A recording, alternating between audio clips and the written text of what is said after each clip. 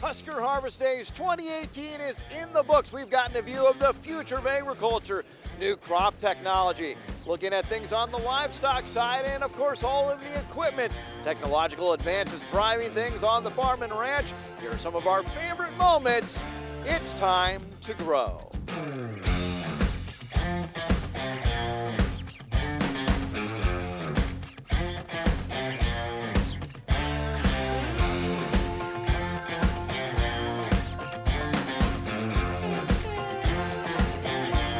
Enjoying the sun here at Husker Harvest Days is our governor, Pete Ricketts. Thank you so much for joining us today. Oh, thank you very much for having me on. Yeah, and you've already been doing some work declaring Ag Trade Awareness Day, right? What does that mean? Yeah, well, one of the things we want to do is just raise the awareness of how important trade is for Nebraska. Our number one industry is agriculture.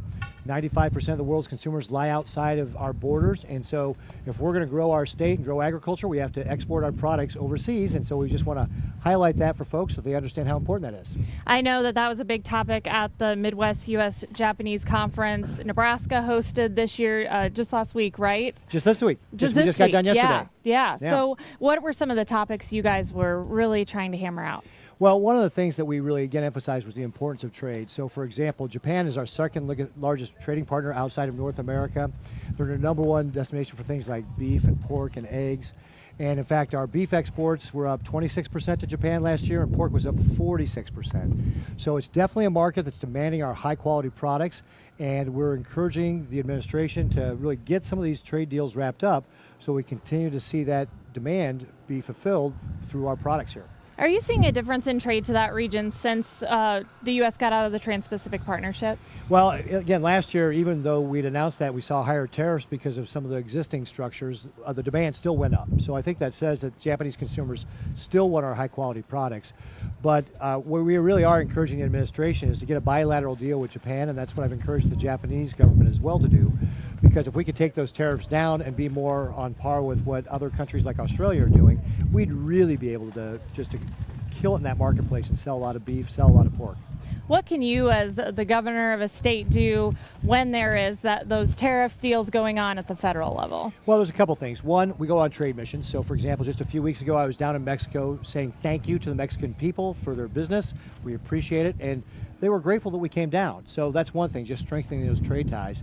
And the other is just keep an open line of communication in with the administration. So, for example, in June, I was there with a group of agricultural leaders to talk to Ag Secretary Sonny Perdue. I talked to Commerce Secretary Wilbur Ross in July. Last month, I was talking to Ambassador Lighthizer, just talking about how trade impacts us, the impacts of the steel tariffs, what it means on soybeans, all of that, so that they have that information as they're making their decisions. And again, just encouraging them, hey, get these trade deals wrapped up, especially as we come into harvest now. It's really going to be important that we have some certainty in the market. Are they listening? They are absolutely listening. They don't always tell me everything I want to hear. Yeah. But they, it's one of the great things about this administration is they're very accessible. Every time I've asked for a phone call, I've gotten it. You know, this is something a lot of people are talking about here at Husker Harvest Days, the Farm Bill. How do we get the compromise there to make that happen?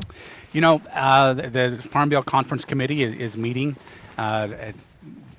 basically as we speak. We're right in the throes of that. So I'll be back in Washington late tonight for votes tomorrow, and it's important that we get this done. I think we're on track. You know, with the House version passing some time ago, several weeks back, Senate version as well. Conference has been meeting. I know that they are doing everything to work out this compromise. That's part of the process. We need to understand that. Mm-hmm. And so I realize we may not get everything that the House bill originally had. Again, that's part of the process.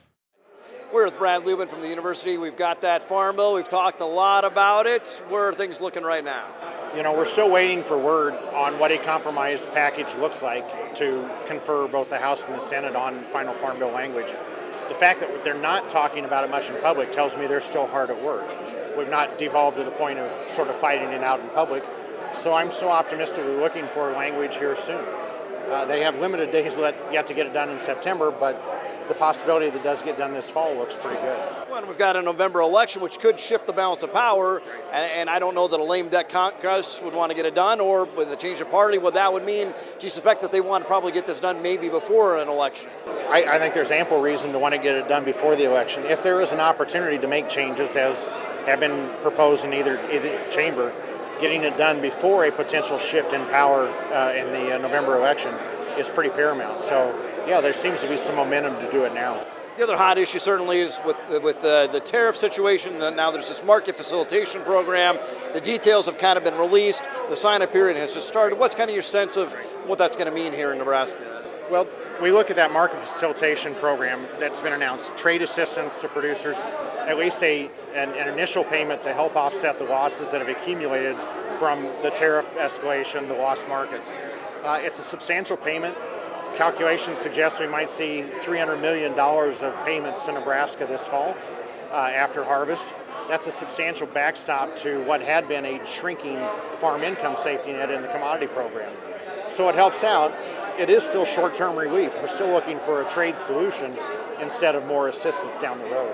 You know, I was talking to soybean growers here, and they're telling me basically if you look at 5 rows of soybeans, 3 of those 5 rows are being exported, and a lot of that to China. So with the ongoing tariff situation there, you know, there's some struggles there, and it looks like the market facilitation program certainly puts soybeans at the top of the list. Right. Clearly, soybeans seem to have suffered the most damage in terms of lost markets right now, and with the China tariffs in place.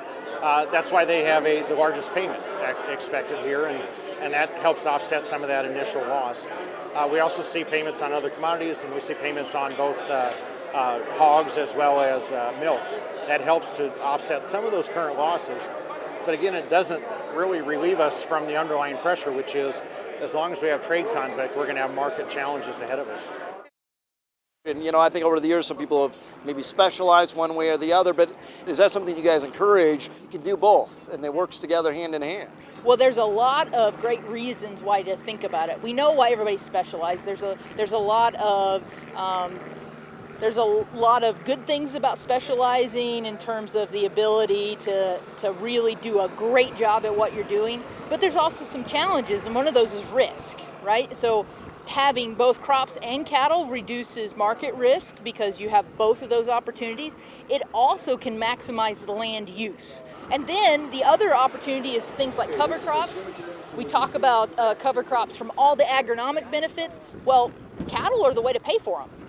You can use it as a forage source, and so you can essentially keep something growing year-round. You can have all the agronomic benefits. Hopefully that's going to boost your yields eventually, but also you can use it for your cattle, and it's a win-win. You can offset those costs, and so short-term economic benefits, long-term economic benefits. Well, and if we talk to producers here, I'm sure they want to pass this on to the next generation. And honestly, one of the ways I've seen people thinking about diversifying and actually doing it has tended to be because they want to bring somebody back into the operation. So they may have a larger crop farm and they decide to bring in some cattle. If you got a son, you know, or a daughter or whoever wants to come back, you know, you're not getting more acres to farm. Those are maybe some opportunities where you can make the dollars work then too. Right, you know, it's a luxury to get more land, right? That's always, you never know what's going to happen. And if you do have the opportunity, that's great. And if you don't, you got to be flexible, you got to be inventive, you got to be entrepreneurial. And some of that might be this corn stalk baling. One of the first thing Husker Harvest Days attendees have told me they've noticed are the paved streets. Okay. This guy has been attending Husker Harvest Days for over 25 years, but he says this year it's a little different. Nice brand new roads of concrete and a lot of clean sand and stuff around. Everything's so perfect. It is probably the cleanest, most perfect place for a show. Another longtime attendee saying the new improvements have made a huge difference, making it more enjoyable with less dust flying around. Well, it's all concrete, no crushed rock on the walkways and stuff, and the displays just keep getting bigger and better. Lemkin is one company who's been coming to the show for over 6 years and says the improvements this year made it a lot easier to set up. Last week was really challenging, you know, because it was so wet and it was really muddy conditions. We came in on a Tuesday and Wednesday and started setting up, but you know, with the addition of all the concrete and the streets and the drainage, it seems like it's a lot more organized and easier to get in and out this year. With Husker Harvest Days celebrating its 41st year, they knew it was important to make the infrastructure changes. A $7.5 million renovation, concrete roads, a new security fence and lighting, new internet distribution, and a storm surge drain. And the comment you get is that, you know, in the Husker Harvest Days of old, during the winds we've had at this year's show, it would be really, really dusty. And so it's really pleasant and it's nice, smooth, even surface to walk on, a lot easier to traverse the show. If you haven't had a chance to see the new updates, the last day of Husker Harvest Days is on Thursday. Lauren Coomer, NTV News, Wood River. A lot of important deadlines are on the horizon from the USDA. We'll learn about it as our coverage from Husker Harvest Days continues.